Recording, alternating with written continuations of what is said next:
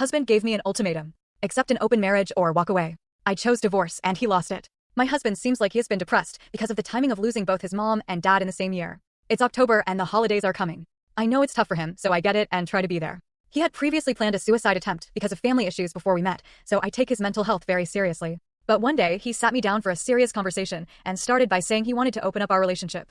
My heart dropped, but I stayed silent and let him talk. He didn't go into why, he just jumped right into rules and explained how he wants me to find someone before he starts looking for someone. When I asked him why, he couldn't explain it and fumbled his words. I asked him if he already had someone in mind for himself, and of course he denied it. I couldn't help it, I blew up. This proposal blindsided me.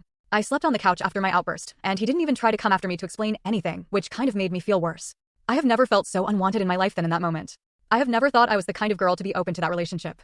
I will never judge anyone for wanting to live that life, but it's not for me.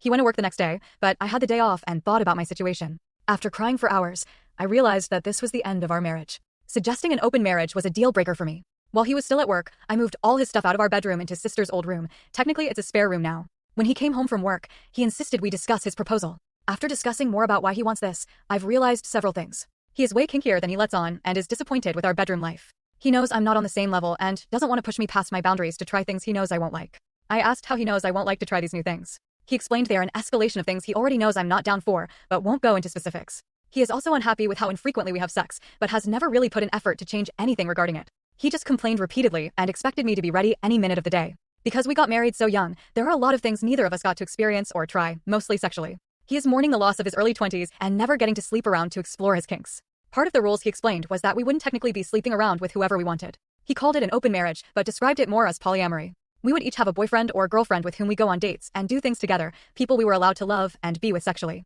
An emotional connection was pivotal for him. Breaking my heart during our talk, I told him I would never be able to look at him the same. I would never be enough for him, and he was trying to get a pass for guilt-free cheating in my eyes. I told him it sounded like he wanted to be with someone else without ever leaving the comfort of his marriage, knowing he could date around and not worry if those relationships would fail, because he could just come home to me. He tried denying these things, saying he wanted to explore himself sexually but didn't want to lose me in the process. He tried getting me to agree to marriage counseling to talk about the open marriage concept.